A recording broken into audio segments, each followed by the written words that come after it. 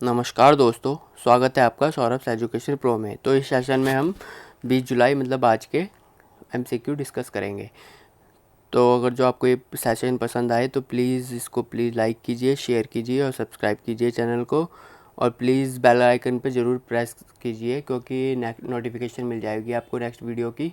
और अगर जो आपको और भी कोई टॉपिक चाहिए तो प्लीज़ आप उसको कमेंट बॉक्स में लिख दिए कि किस टॉपिक पे आपको वीडियो चाहिए। तो मैं सारे टॉपिक कवर कर दूंगा, आपको टेंशन लेने की ज़रूरत नहीं है बिल्कुल भी। आप बिल्कुल फ्री में यहाँ से एजुकेशन ले सकते हैं, कोई चार्ज नहीं है।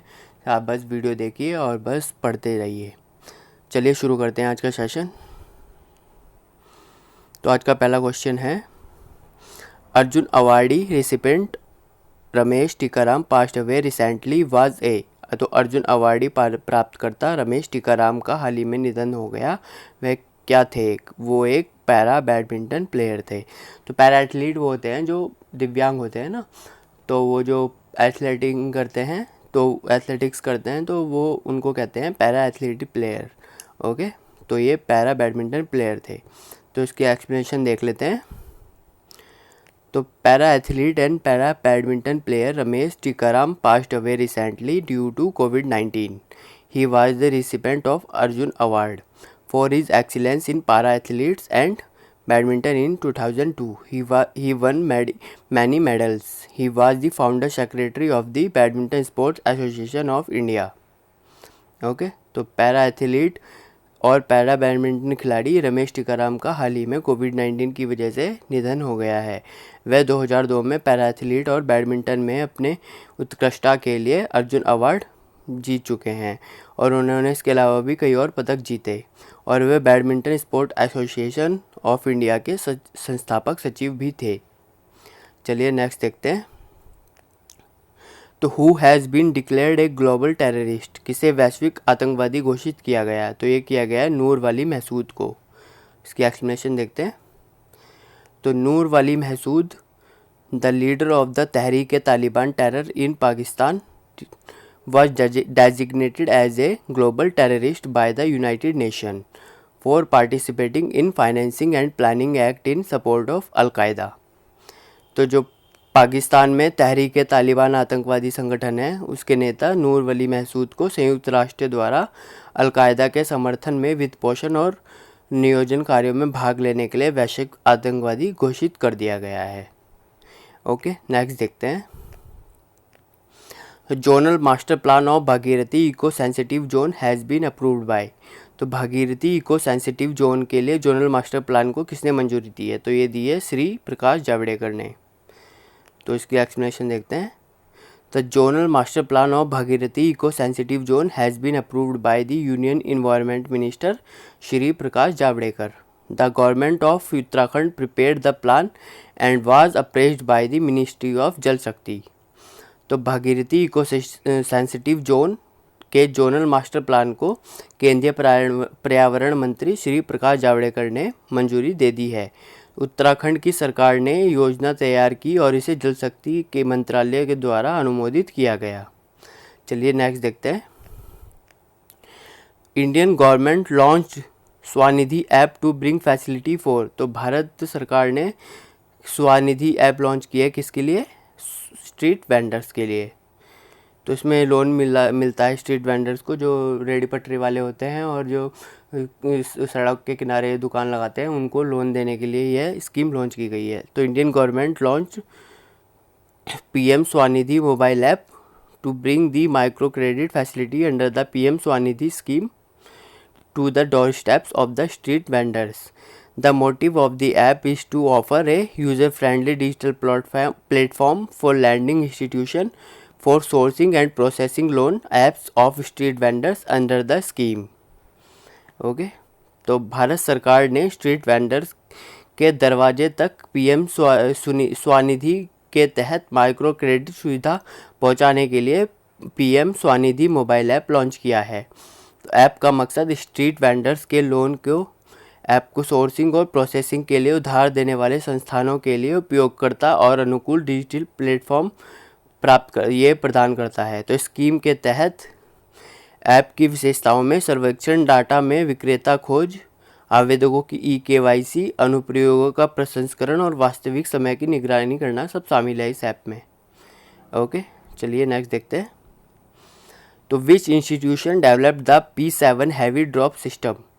तो ये डेवलप किया है DRDO में, defence research and development organisation. Okay, इसकी एक्सप्लेनेशन देखते हैं।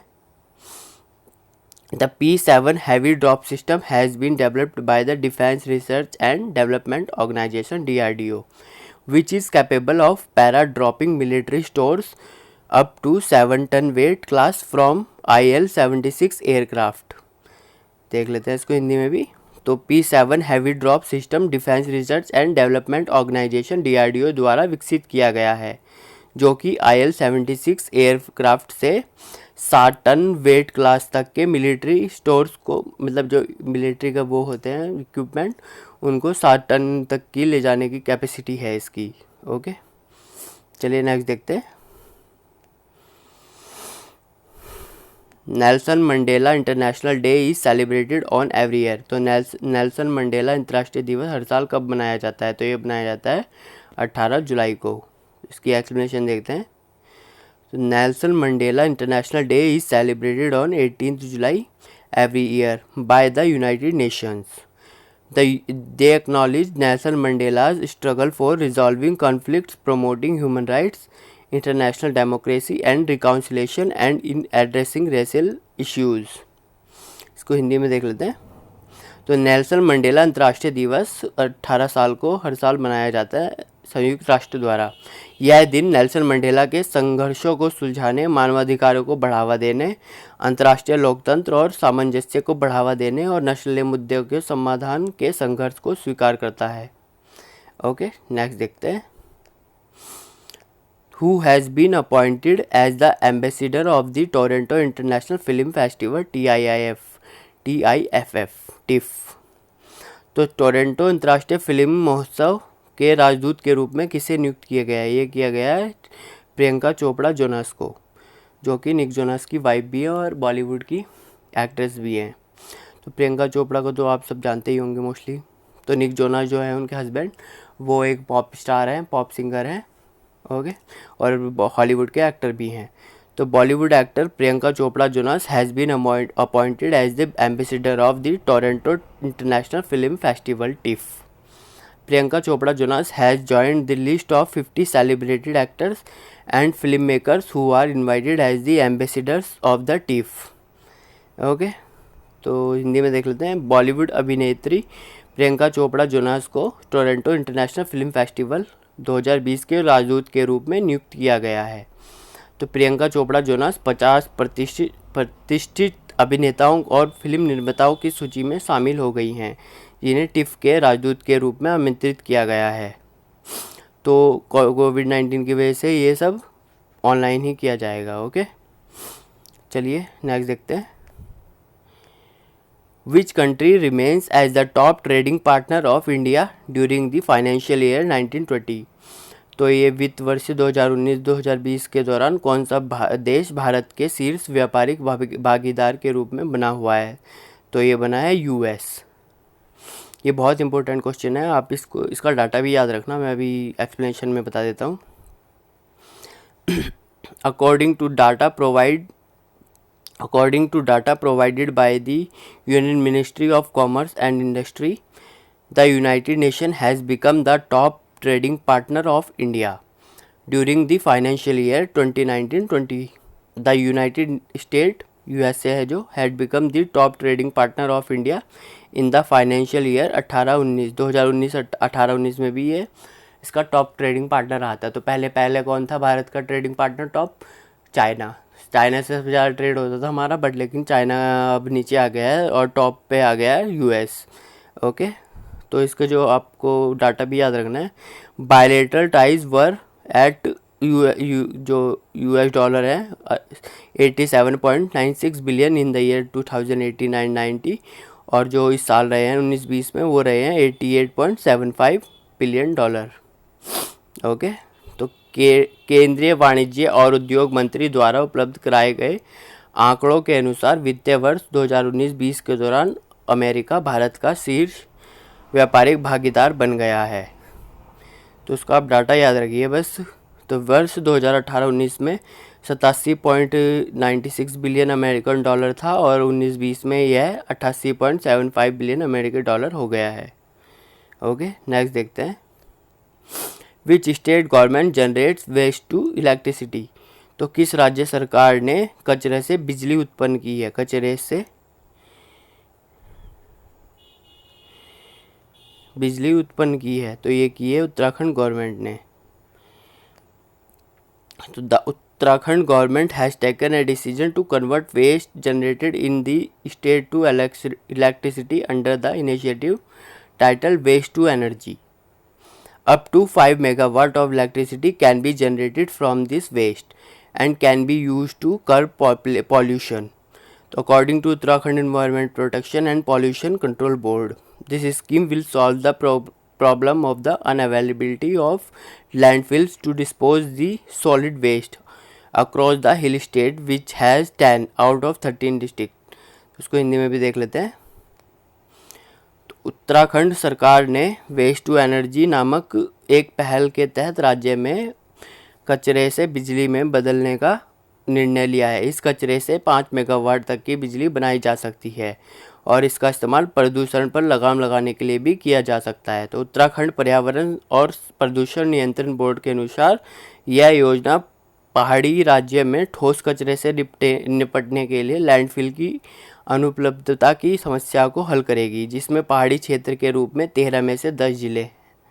ओके, नेक्स्ट देखते हैं। Who flagged off the first trial container ship from West Bengal to Agartala and Tripura. तो पश्चिम बंगाल के अगरतला से त्रिपुरा के लिए पहला ट्रायल कंटेनर जहाज किसने रवाना किया? तो ये किया है मनसुख मंडाविया जी ने। इसकी एक्सप्लेनेशन देख देते हैं। The Union Minister of the State for Shipping, Mansukh Mandaviya, independent charge, flagged off the first trial container ship from Kolkata to Agartala through Chattogram port of Bangladesh. Okay, तो उसको हिंदी में देख लेते हैं। केंद्रीय शिपिंग राज्य मंत्री मनसुख मंडाविया इंडिपेंडेंट चार्ज ने बांग्लादेश के चट्टोग्राम पोर्ट के माध्यम से कोलकाता से अगरतला के लिए पहले परीक्षण कंटेनर जहाज को रवाना किया है। यह भारत के लिए बांग्लादेश के माध्यम से अपने उत्तर पूर्व क्षेत्र में शामिल होने का एक वैकल्पिक और छोटा मार्ग होगा। ओके, तो अगर जो आपको ये सेशन पसंद आया है तो प्लीज़ इसको लाइक कीजिए और ज़्यादा से ज़्यादा शेयर कीजिए ताकि और बच्चे भी इसका लाभ उठा सकें। और प्लीज़ चैनल को ज़रूर सब्सक्राइब कीजिए और बेल आइकन पर भी प्रेस कीजिए ताकि आपको आने वाले वीडियो की नोटिफिकेशन मिल सके। Thank you so much.